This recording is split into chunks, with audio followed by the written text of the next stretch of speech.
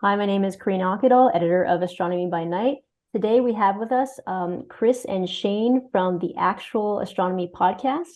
So before we launch into that discussion, it's worth noting that Astronomy by Night has collaborated or is collaborating with the Actual Astronomy Podcast. And so you will see some of their podcasts on our website. So with that, maybe we can jump right in and Shane or Chris, go ahead and maybe tell us a bit about yourselves and about podcasts. So please go ahead.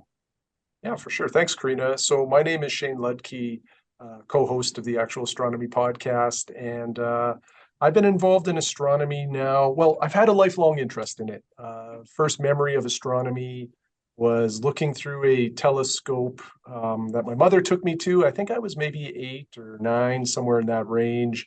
And the view was of Saturn, and it blew me away. In fact, I thought that they maybe were playing a trick on me by having a picture of the planet at the end of the telescope, because I could not believe what I was seeing. So I am now 45. So I've had a lot of years of being interested in astronomy. My first real telescope, though, was purchased in 2003, which was an 8-inch Skywatcher Newtonian. And I got a lot of use and joy out of that. And over the last few years or a couple of decades, just continued with the passion. I live in Regina, Saskatchewan, which is in the middle of Canada. We live in a really great place for astronomy. Chris and I talk about this occasionally on the podcast about our fortunate location. We live in a very large province with not a lot of people.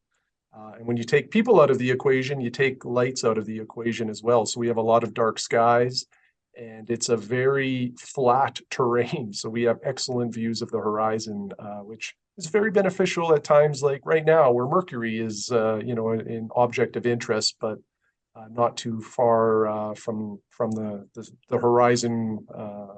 And our path here, or our location here, is really ideal for that. So that's me in a nutshell. Now this is a hobby. This is not what I do during the day. I work at the local communications provider as a director of enterprise architecture. So that is my story. I'll pass the baton over to Chris.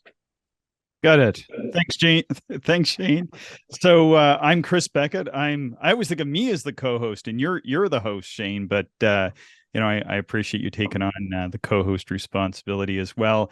And like Shane, I live in Regina, and my mother was also very formative in my early astronomy, and used to get me up to go out and look at lunar eclipses and to go look at meteor showers. And then she would cut out the night sky maps when Terence Dickinson used to put them in the newspaper. That really got me going. And then in 1997, I purchased an 8-inch reflector. I'm originally from the East Coast, though, and back then it was pretty dark in those areas as well, and I've stuck with it. And Shane, we were also presidents of the local RASC Center, which is the astronomy club. Shane was a president, and then I was a president soon after. But some of the other stuff I do for astronomy involves teaching outreach at the University of Regina's Outreach Center, where I teach non-credit fun astronomy classes. I also have a contract with Parks Canada to help deliver astronomy programming at the Grasslands National Park. And I'm also editor of the RASC Observers Calendar. And this podcast that we create together is for anybody who likes going out and looking at the nighttime sky from beginner to expert. Great. Well, great introduction. Seems you both have a lot of quite a nice background in astronomy, especially growing up. So maybe you can also tell us a bit more about this podcast. What are the type of topics you cover, the type of people you're interviewing? Yeah, for sure. I'll take first stab at it, and then Chris fill in what I miss here. So Chris and I have actually had 2 renditions of astronomy podcasts, and I would say maybe 7 to 10 years ago, somewhere in that time frame, Chris approached me and said, "Hey, have you heard about podcasting?" And this was when, I don't think there was a Joe Rogan or, any of the popular podcasts out there that people are familiar with today. In fact, there wasn't even really a big podcast infrastructure to distribute the media.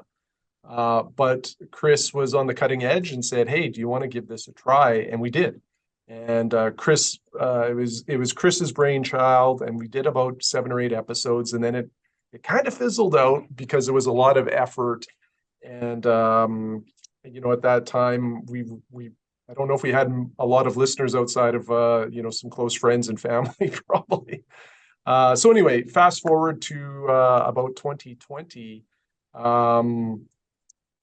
I have just a personal interest in podcasts, and I'm a bit of a technical nerd, so I like to understand how things work in the background. And I wanted to do a podcast to learn that. And my natural, tendency is astronomy. That's my hobby, so I thought I could talk about that. And then I asked Chris and said, would you like to try round two? And he agreed. And our timing was somewhat coincidental that about a week later, I think we went into lockdown mode for the COVID pandemic. And so, the sort of unintended benefit of the podcast for us in those early days was a real social connection when we were all isolated in our homes. And, it allowed us to continue our passion of talking about astronomy, which Chris and I would do kind of regularly anyway. We would go for a coffee or an adult beverage and just talk about our observing. So we really weren't sure what this would turn into, but 3 years later, we're still loving it and churning out 2 episodes a week. Yeah. So Shane, if I can just sort of pick up from there, like you were saying, the Actual Astronomy Podcast is a free twice a week show. It's an audio format. And on the show, we focused, no pun intended, on all aspects of visual astronomy for people who like going out under the stars.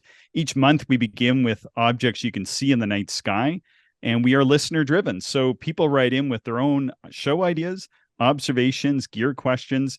And basically what we do is we turn that into 8 episodes a month. Originally, we had only intended to do 4 a month, but we had so much listener input that we're able to produce quite a few more shows than that. And we also have many guests who come on the show. Typically every other show right now for the past couple of months, we've had a guest on the show. And like Shane was saying, we've been going since about April of 2020. It took us a few weeks to get going. And we've got over 315 shows recorded as of today. So we've certainly had some experience now behind the microphones.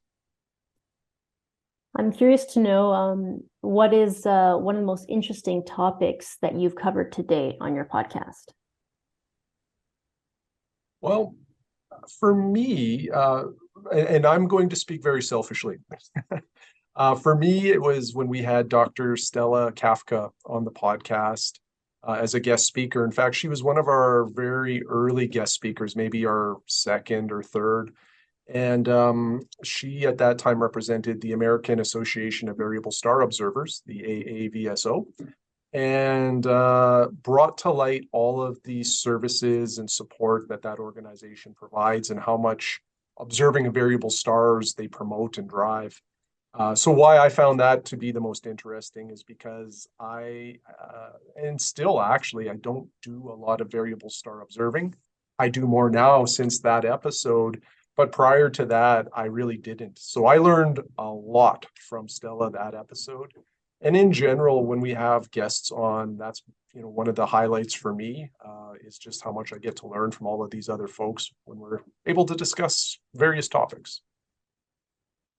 Yeah, and like Sheen, I also have sort of a guest that kind of sticks out. My good friend Dave Chapman, he's been on the show a few times, but we were having brunch over the Christmas holidays when I was visiting back in Nova Scotia. I took him for lunch. I owed him that. He's often very supportive of the show and other things that I'm involved in. And he had this idea about talking about stars you should know. And I thought, oh, that seems like kind of a neat idea. And he thought, oh, I was thinking of writing some articles on it, but, I don't know how well that would take up. But then in the end, he decided to come on the show and produce a bunch of episodes with us about stars you should know. And it was really neat because these are the stars that are some of the most brightest stars in the nighttime sky, or some of the brightest stars in the nighttime sky. And it was like looking anew at stars that I considered old friends. So kind of was sort of a reinterpretation of some of the stars that I was already familiar with. And really kind of neat to kind of go back over some of these things. We've heard from a lot of listeners, both people who are new to astronomy and people who've been doing astronomy for a long time, that they also found that to be a really interesting topic for them. I'm also interested to know what's the best advice you've heard to date, or among the best that you've received today. And so that can be in terms of visual observing or how to observe a specific target, for example. Yeah, that's a great question. This is going to maybe sound overly simplistic, but for me it really is just the idea or the concept of just to look up, and you don't necessarily need an expensive telescope or any telescope. You don't even need binoculars. There's so much beauty in the night sky that just your eyes are capable of. And I think sometimes even I forget about that, just going out to look at the stars. And I try to, I try to state that as much as I can so it resonates with others. But, the sky changes so much throughout the seasons. And then even, most of us are used to looking up at a night sky through light polluted skies. If you're able to get out to a dark sky or a darker sky than maybe what you're used to in an urban setting, it transforms yet again. And it's just a beautiful sight with your eyes. So, never stop looking up. And to build on what you're saying, Shane, I've taken some really general advice just from the broad spectrum of listeners that we've had. And that is to try to get out more and do that, looking up like you were saying, Shane, just to get out there and do it. And one of the things that doing the podcast sort of channeled me to do or guided me to do is something I'd always wanted to do, Carina, was to get my own dark sky sight. It was something that I really hadn't taken as seriously, perhaps. And throughout the course of doing the podcast for the first year or so, and in contact and discussions with the listeners, I kind of realized that for me, one of the things that I really wanted to do is make that a reality. And then during the second year of the podcast, about halfway through the second year, I ended up buying a dark sky sight. So kind of taking the advice of the listeners and really getting out. When you're talking to people about going out and looking at the stars, it is motivating to go out and to do it yourself. So I do really appreciate when people are listening and writing in and interacting with us. I find that really motivating for my own astronomy. So Chris and Shane, thank you so much for joining us for this interview. And I know we'll be connecting soon again.